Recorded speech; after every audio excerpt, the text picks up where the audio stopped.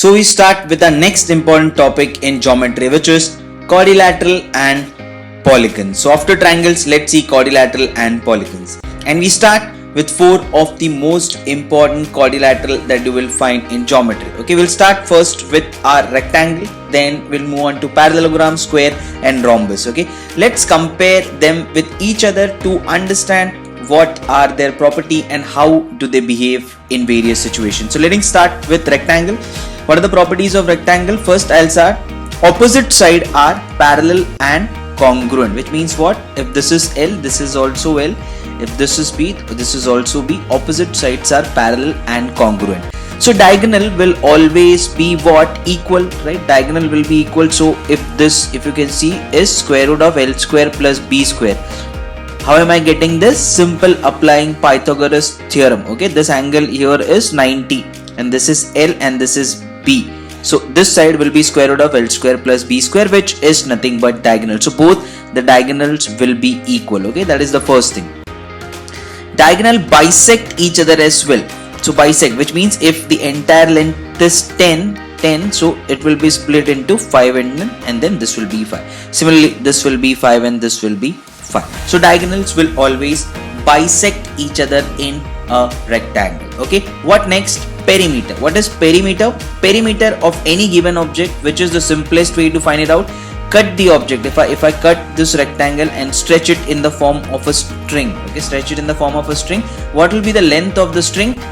That will be L plus B plus B, which is nothing but 2L plus 2B. Taking 2 out, 2 into L plus B is the perimeter of a rectangle. Okay, simple as that. Then what is the area of a rectangle? Area of a rectangle is nothing but length into breadth, which will cover this entire area, as you can see. Okay, if I have to paint this rectangle, what is the area required? Length into breadth. As simple as that. Let's move on to the next figure, parallelogram, and compare it with what we have learned in rectangle. Just like rectangle, what are the common things between rectangle and parallelogram? Opposite side are again parallel and equal. So opposite sides are parallel. Yes, they are parallel to each other and they are also equal. So if this is B, this is B, this is L, this is also L. Similar to rectangle, parallelogram has this feature, but in rectangle the angle between the two sides is 90, which is not happening in parallelogram. So this is a distinction between both of them. Opposite sides and opposite angles are equal. Yes, even in rectangle, opposite angles are equal. All the angles are equal in rectangle, but in parallelogram only opposite angle, which means this angle. If I just name this is A, this is B, this is C, this is D. So angle D will be equal to angle B. Okay, and similarly angle A will be equal to angle C. So opposite angles in a parallelogram are equal. What else do we have here? Adjacent angles are supplementary. So what is the meaning of this? So let's take adjacent angle C. Okay, let's take this angle C and angle B and angle B. So angle C plus angle B will be equal to 180 degree. That's the meaning of supplementary. So adjacent angles in a parallelogram are supplementary. Opposite angles are equal. Diagonals, what are the properties of diagonals now? So diagonals need not be equal. Diagonal bisect each other. So diagonal will bisect each other. Yes. So this, if this is 20, it will be split into 10 and then 10. Similarly, if this is 30, this will be split into 15 and 15. Okay. So diagonals will bisect each other just like it was happening in rectangle. So remember the common features. Opposite sides are parallel, equal, diagonal bisect, and what angles are equal in rectangle? All the angles, but in parallelogram opposite angles are equal and adjacent angles are supplementary. Now last we'll see to it two things which we studied in rectangle: perimeter and area. Perimeter is same as that of rectangle. I'll say this is L, this is B, this will be equal to 2L plus 2B. So just like rectangle, parallelogram has a same perimeter. Okay, now what is the area? Area of a rectangle is length into breadth, but area of a parallelogram is base. If this is my base, yes, this is my base, into height. Okay, because there is no 90 degree height in parallelogram as we had it in rectangle. So we'll draw it. Look at this in green. That will be my height. Height in geometry is always perpendicular. So base into height, that is the area of a parallelogram. So remember this feature. Let's move on to our next quadrilateral, and the most interesting one we have here is a square. Okay, let's compare square with a rectangle and it will be easy to remember a lot of things. In rectangle you have length and breadth. In square all the sides are equal, which means length is equals to breadth. If in a rectangle length becomes equal to breadth, then we can call the rectangle to be a square. Okay, so that is what is a square. Now what else? I want to know perimeter. What is the perimeter of a square? Add all of them, a plus a plus a plus a, that will become 4a. Simple. Then what is the area of a square? A into a, it will be a square. Okay, just compare it with rectangle, replace length by breadth, and you will get all of the answer. What else? I can write area as half into d square as well. Yes, half into d square, which is half into diagonal square. And what will happen in a square? Both the diagonals are equal. Just like rectangle, even the square will have both the diagonals are equal. Diagonal will bisect. Just like rectangle, even in square the diagonals will bisect, which means it will divide it into two equal parts. But what is one special factor about square which is not happening in rectangle? Diagonal bisect at 90. Yes, this is one special feature about square. Diagonal will bisect, yes, they will be split up into two parts, but they will bisect at an angle of 90, which is not happening in rectangle or in a parallelogram. Okay, so remember, when all the four sides are equal, diagonals bisect at 90. These are the properties of your square. So compare it with rectangle, replace length by breadth. Let's move on to the next, which is our rhombus. This is again one special quadrilateral. What is about rhombus? Just like square. Now let's compare the square with rhombus. It will be easier to remember a lot of things. Now just like square, rhombus has all the four sides which are equal. Yes. Then what is the difference between a square and a rhombus? The angle between the adjacent side, this angle is not 90. It's not 90. In case of square, the angle between the two equal sides is 90, and that's why it becomes a square. In rhombus, it is not the case. Okay, the angle between the two equal sides is not 90. First thing. Then what? Diagonals are not equal. Yes. So if you can see, all the four sides are equal, but there is a diagonal of length d1, and then there is a diagonal of length d2, which means diagonals are not equal in a rhombus. In a square, they are equal. So what is the area? What is the area of a rhombus? It will be equal to half into d1 into d2. Half into d1 into d2 will be the area of the rhombus. Okay. There is a short derivation to this. Since the derivation is short, we'll just do it. Let's just see this triangle. This triangle. This angle is 90. How do we know that? Just like square. Remember this now. Just like square, the diagonals bisect at 90. Even in rhombus, the diagonal bisect at 90. So how will you remember? Whenever all the four sides are equal, which happens only in square and rhombus, diagonal bisect at 90. The only exception to this is a kite. We'll see it in the next part, where all the four sides are not equal. Still, the diagonals of a kite, one of the diagonals will bisect the other diagonal at 90 degree. Okay, that's only exception is a kite. So I know, according to the property, this angle is 90. So let's just derive this. Area is equals to half into d1 into d2. Let's take area of this triangle. This will be equal to what? Half into, this is d2 complete, so this will become what? d2 by 2, because I know diagonals bisect. So this is d2 by 2, the base of this triangle, and this complete is d1, so this will become d1 by 2. This will become something d1 by 2, because even d1 is bisected. So area of this triangle will be half into d2 by 2 into d1 by 2, because d2 by 2 is the base and d1 by 2 is the height. Now how many such triangle will form this rhombus? 4. So I'll just multiply whatever is the area of this, multiply this by 4. Multiply this by 4, that will be my area of rhombus, because 4 such triangle will form my rhombus. What will get cut? This 4 and this 4 will get cut. What will you get? Half into d1 into d2, and that will be the area of this rhombus. Okay? Short derivation to it. So what do you know about rhombus? Diagonal bisect at 90. All the four sides are equal. Diagonals are not equal, and area is equals to half into d1 into d2. Okay. So this is just knowing about 4 of the most important quadrilaterals before we start with quadrilateral and polygons. Now let's take two more quadrilaterals and understand their properties before we start with sum. The next quadrilateral is trapezium. Opposite side, one pair of opposite sides are parallel and the other pair is not. That will form my trapezium. That's how it will look like. Now if I just draw M1 and M2, where M1 and M2 are midpoints of AD and CB, which are non-parallel sides, I draw a line that will be called as a median of a trapezium. Median is nothing but AB, parallel side, AB plus CD divided by 2. Okay, so just remember what is a median. If I ask you what is an area of a trapezium, half into sum of the parallel sides into height. So what are the parallel sides? AB plus CD are my parallel sides into height. Height in geometry, first thing that should come into your mind is always the perpendicular. So that will be my height. Half into AB plus CD into height will be the area of this trapezium. But you know what? Half into AB plus CD is nothing but median, right? Half into AB plus CD is median. So you can also write area as median into height. Let's move on to the next quadrilateral and the last of the kit, which is your kite. Okay, what is a kite? It looks like a kite. Which means two sides are equal and the other two sides are equal. So two sides are congruent and then the other two sides are congruent, which you can quite evidently see it from this figure. And diagonal, one diagonal bisects the other diagonal at 90. So this is the only exception. I said it. Square and rhombus will bisect at 90 where all the four sides are equal. Kite is an exception.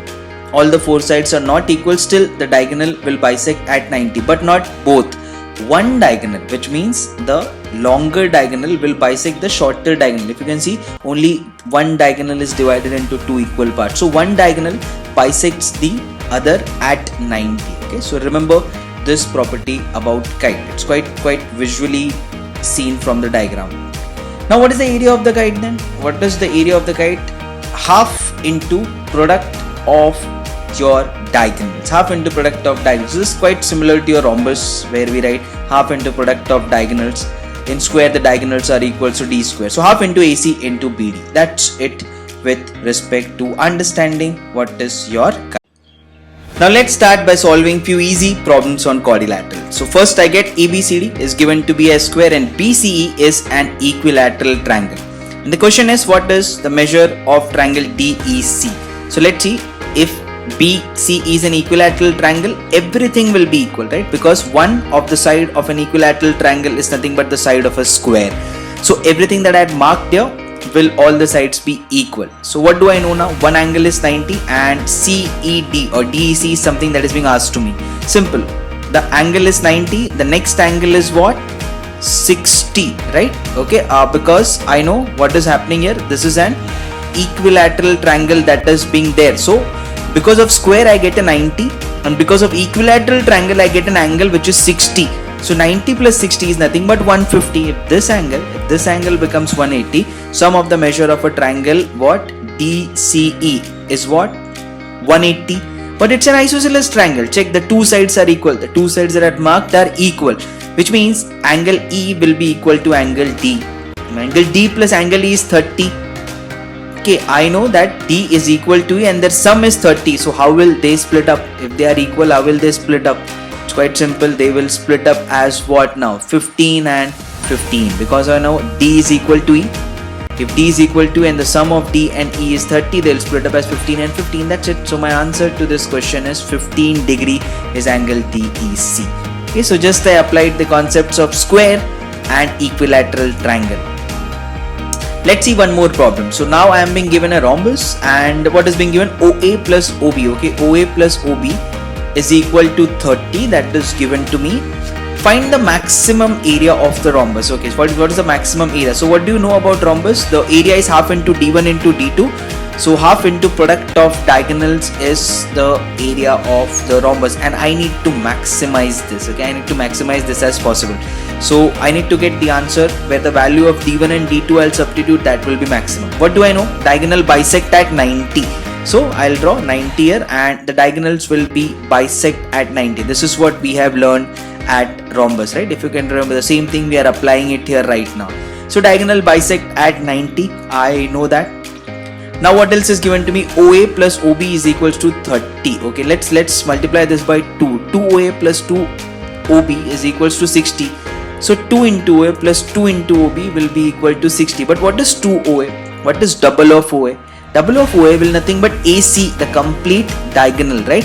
And double of OB, because OB is equal to DO, okay, will be equal to BD. Right? So AC plus BD is equal to 60. I know that AC which is one diagonal, and BD which is another diagonal. So sum of two diagonals is 60. Sum of two diagonals is 60. I need to make their product maximum. Sum is 60. I need to make the product maximum. Now let's see a simple property to understand this. Say sum of two numbers is 10. So how can you split these two numbers? You will write this number as what? When is the product of the two numbers maximum? How will you split them? If I write 1 and 9, 9 into 1 is 9. If I write them 2 and 8, 8 into 2 is 16. Okay, I'm splitting them up so that the product could be maximum. If I write 3 and 7, 3 into 7 is 21. So as much I'm separating the number, product is becoming maximum. 5 and 5 into 5 is 25. Yes. So product of two numbers becomes maximum when the two numbers are equal. When the two numbers are equal, okay, that is when the product of two numbers become maximum. So how will I split up AC plus BD is equals to 60? How will I split them as 30 and 30? It's only when I split them as 30 and 30, and when I take their product right now, which is 30 into 30, right? And that will come out to be what? Maximum area of the rhombus. Okay, so let's just write this. That will be nothing but now half into 30 into 30. Okay, the product will be maximum. Now that's it. What is 30 into 30? 900 divided by 2 is nothing but 450. Okay, and that is the maximum area of the rhombus. So now let us solve certain difficult problems from quadrilateral. Now what am I being given? A rectangle ABCD is given to me, and I'm being told APCQ is a rhombus. So APCQ, if you can see it, there is a rhombus, and ABCD is a rectangle. So they will follow all the property of rectangle and rhombus. QP is nothing but the diagonal of the rhombus is something that is being asked to me. So let's complete this rhombus so that we can understand it better. So I'll draw this rhombus over rectangle so that my understanding of it becomes easier. I'll draw the two diagonals. One will be QP, I'm supposed to find out, and the other will be AC.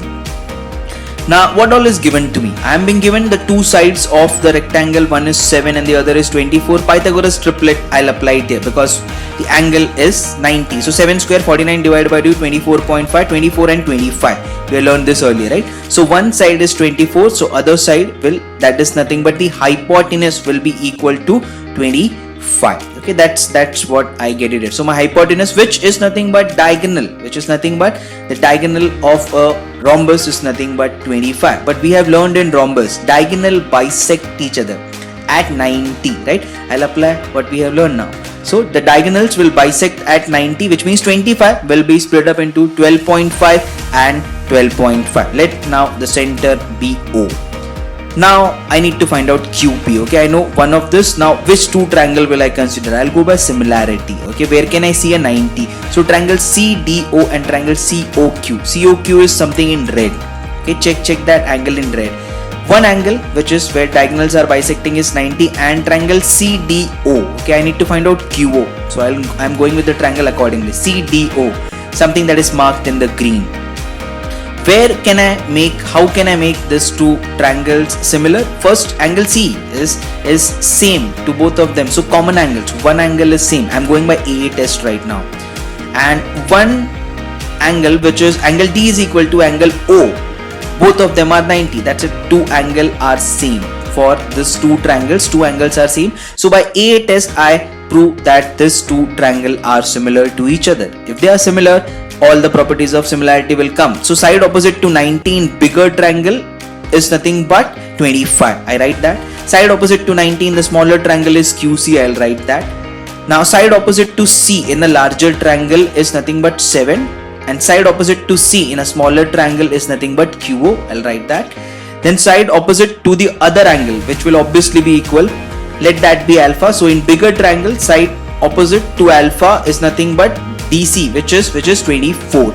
Okay, and in the smaller triangle, the side opposite to alpha is 12.5. I need to know QO. That's it. I got it. 7 upon QO is equals to 24 upon 12.5. So QO is equals to 12.5 into 7 divided by 24. So QO comes out to be what now? Let's just multiply 12 7s are 84, 87.5 divided by 24. My QP, I need to find out QP. QP is nothing but 2 of QO. Why? Because diagonal bisect, twice of QO will be equal to QP. I write 2 into this, and now I just need to multiply this and get the answer. So I'm getting 87.5 divided by 12. If you divide this normally, you'll get the answer as 7.29, and that is the length QP. Okay, so I just applied the concepts of rhombus that I have learned and I solved the question. Now let's take the next question. In this I get two rectangles. One is rectangle ABCD and other is rectangle APQC. One in white and other in yellow. What is given to me? The two sides of the rectangle ABCD is given to me. One is 12 and the other is 16. And I am being asked what is the area of rectangle APQC. I need to know its length and breadth. So let's start 12 and then 16. Nothing but Pythagoras triplet of 3, 4, 5. Multiply it by 4. 4, 3 is 12. 4, 4 is 16. 4, 5 is 20. It means the side of the APQC will be 20, which is nothing but the diagonal of ABCD. So I get one of the side of the rectangle APQC is 20. I need to know the other side to know the area. Let's consider this two triangle now. One in red and the other in green. Okay. How can I prove this two triangle to be similar so that I can get the side of APQC? Now let's see, one angle is 90, which is quite clear because it is at a rectangle, right? So one of the angle is 90. So in CBD, which is in red, and APB, which is in green, I know one angle is equal because it is 90. I need to prove the other angle which could be equal so that I can prove them similar by AA test. Now I am forming a Z here.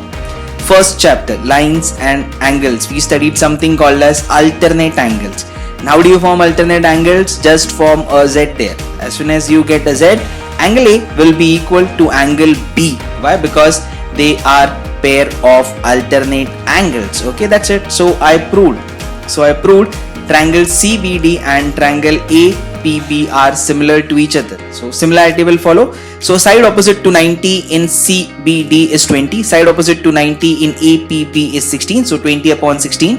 And side opposite to alternate triangle I'll take so that I can find the side of APQC. So side opposite to red triangle is 12 and the side opposite to green triangle is X. I need to find X and then I'll get my answer. So that's it. I'll get X as now this is 16 into 3, 48 by 5. And that is the side of APQC. Now the sum is solved. What is the area of APQC then? Length into breadth. Length into breadth. I know what is one length? 20. So 20 into the breadth, which is 48 by 5. If you just multiply them, you will get your answer. So answer comes out to be 48 into 4, which is 192 is the area of APQC. So after quadrilateral, we'll start with polygons. What is a polygon? As the name says, poly means many. It will have many sides to it. Quadrilateral means 4. 5, if it has 5 sides, it will be called as pentagon. If it has 6 sides, it will be called as hexagon. 7 sides, it will be called as heptagon. 8 sides, it will be called as octagon. And 9 sides, it will be called as nonagon. And 10 sides, it will be called as decagon. Okay, so these are all your polygons. We'll only talk about regular polygons here, okay, and we'll take an example to understand this formula. What are regular polygon? All sides and all angles are equal. So in a regular polygon, all sides and all angles are equal. Remember that. Now to understand this formula, exterior angle of any regular polygon is given by 360 divided by n, where n is the number of sides. Let's take an hexagon. N will be 6 here now. So exterior angle will be what? 60 degrees. Okay. Similarly, interior angle is 180 degree minus exterior. So 180 minus 60 is what? 120. You can do this with any polygon, any regular polygon. Okay. As we know, for a regular polygon, all the angles will be equal. So all the angles are equal to 120. All the interior angles. And all the sides will be equal to A. Sum of all the interior angles of any polygon is given as n minus 2 into 180 degree, where n is the number of sides. So in this case, 6 minus 2, 4 into 180, 720. Yes, add all the 120, that will be 720. So remember this formula about polygons. You can apply this to any of the polygons. Now let's take a problem on polygons. What fraction of the area of a regular hexagon is the area of a regular hexagon obtained by joining the midpoints of the sides of the first hexagon? So I draw an hexagon, I take its midpoint I take midpoint of all the sides and I draw one more hexagon with this midpoints. I draw one more hexagon at the midpoints, and I'm being asked what fraction area of a regular hexagon is the area of hexagon obtained by joining the midpoints, which means smaller hexagon is what part of the bigger hexagon. That is what I want to know. So I know the area of bigger hexagon will always be bigger than the smaller ones, but it is what smaller hexagon is what part of the bigger hexagon. Okay, that is the question. So let one side of a bigger hexagon, which is in yellow, be 2a. Since this is a midpoint, it will be split into a and 2a. Now let's just drop a perpendicular from here. As we know, exterior angle is what we just did, it is 60, right? 360 divided by n, where n is the number of sides, 360 divided by 6, exterior angle is 60. So the interior will be 120. Interior will be 120, which we got it in the earlier example as well. As a is equals to a, this forms an isosceles triangle. So that will be 30, 30 because sum of the measure is 180. So this forms a 30, 60, 90. We've done such problem earlier. Side opposite to 90 is a. So side opposite to 30 will be half of that, a by 2. And the side opposite to 60 will be root 3 multiplied by a by 2. So root 3a by 2, root 3a by 2. If I add both of them, then the side of a smaller hexagon, which is in red, comes out to be a root 3. And that is the side of my smaller hexagon. Now I need to find its area and compare its area with the bigger yellow hexagon. Now let's just draw it diagonals. By observation, we can see this regular hexagon is formed by 6 equilateral triangles. Yes, 6 equilateral triangles form this one regular hexagon. Let's count 1, 2, 3, 4, 5, 6. These are the 6 equilateral triangles. Now what is an area of an equilateral triangle? We studied this in triangle. What is the area of an equilateral triangle? Which is square root of 3 by 4. Square root of 3 by 4 into side square. And what is the side of this equilateral triangle? It will be a root 3. Check it there. Red side is a root 3. So this is square root of 3 by 4 into 3a square. That is now the area of one equilateral triangle. But 6 such equilateral triangle form my hexagon. So multiply this area by 6 to get an area of hexagon. I don't want the area of equilateral, I want the area of hexagon. So 6 into this is the area of hexagon. Now cut this. 2 2s are 2, 3s are, what do I get finally? 3 into 3 is 9, 9 root 3. And what I have, root 3a square upon 2, right? 9 root 3a square upon 2, that is the area of the smaller hexagon. Let's find the area of the bigger hexagon as well. Square root of 3 by 4 into side square will be the area of one equilateral triangle in that. So 2a square is 4a square, but this is area of one equilateral triangle multiplied by 6 to get the area of a bigger hexagon. Now divide the two areas. Divide the two area to get the fraction. So if I divide, I cut most of the things here. A square is square 4, square root of 3, and what am I left with? 3, 2 3s are 6, and then what? 3 2s are 6, 3 3s are 9. So what am I left with? 4 by 3. What is this 4 by 3? What is this 4 by 3? Area of larger as compared to smaller. Okay, I need smaller hexagon as a part of bigger. So smaller hexagon as a part of bigger will always be what? 3/4. It will be less than 1, right? So it will be 3/4 of the bigger hexagon. That is my answer to this question. 3/4. Okay, the fraction is 3/4. Smaller is 3/4 of the bigger hexagon. And that's how we solve the problem.